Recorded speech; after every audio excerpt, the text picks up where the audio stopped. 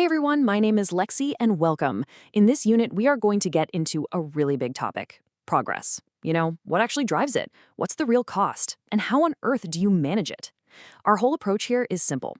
Prepare, participate, and then activate. This explainer, this is all about getting you prepped and ready for what's next. You know this quote from William Pollard? It just perfectly sets the stage for our journey. Progress isn't something that just happens by itself. It starts with change. Okay, so let's dive into this and see what it looks like in the real world. All right, our first section, the engine of change. And to really get a handle on the promise of progress, I think we have to look at a company that basically embodies it. NVIDIA. So NVIDIA's path, well, it wasn't a straight line, that's for sure. It was a journey full of trial, error, and some really, really bold bets on the future, way before anyone else was even thinking about it. So their incredible success wasn't just luck or a single great product. It was really built on these three core cultural cornerstones that guided them through every single challenge. Now, what's really interesting here is that last point. I mean, think about it. For so many companies, a big mistake is the end of the line.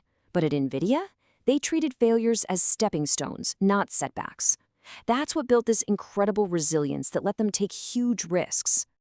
But what happens when progress moves too fast? This brings us to a really fascinating idea, the paradox of success. Let's see how this whole thing builds. This quote just says it all, doesn't it? Success opens up a whole new set of doors, and suddenly it's really hard to stay focused. Let's look at a case study that shows this exact problem in action. Okay, so meet FreshFlow. They're the perfect example of a company struggling with this paradox of success. They're growing so fast, it's actually causing them to break down from the inside. The very thing that looks great on paper, crazy sales growth, is creating a huge, dangerous problem. So all these employees are leaving, and you might think, okay, that's bad for morale. But the financial impact, it is absolutely staggering. I mean, what does it actually cost when you have to replace an employee? Well, get this. It costs between 30 to 50% of their annual salary. Just think about that for a second. That is a massive amount of money, but that's not even the whole story. Right, so how much of that high turnover is, just part of the game? How much of it is actually preventable? 42%. Over 40% of all that turnover is because of issues the company can actually control. So for a company like FreshFlow, finding the right solution is absolutely crucial.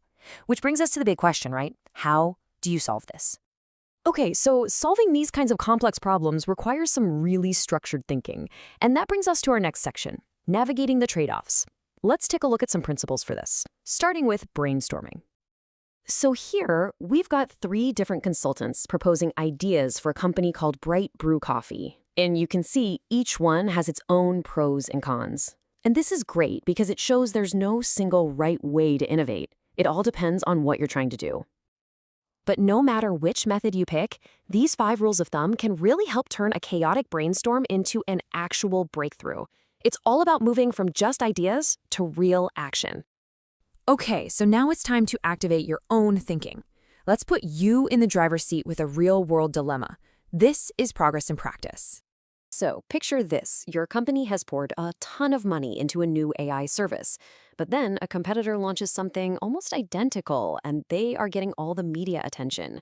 The stakes are high, the next move is critical, and of course, your teams have completely competing ideas. Okay, so on one hand, your sales team wants to fight back immediately. They're saying, cut prices, let's get aggressive.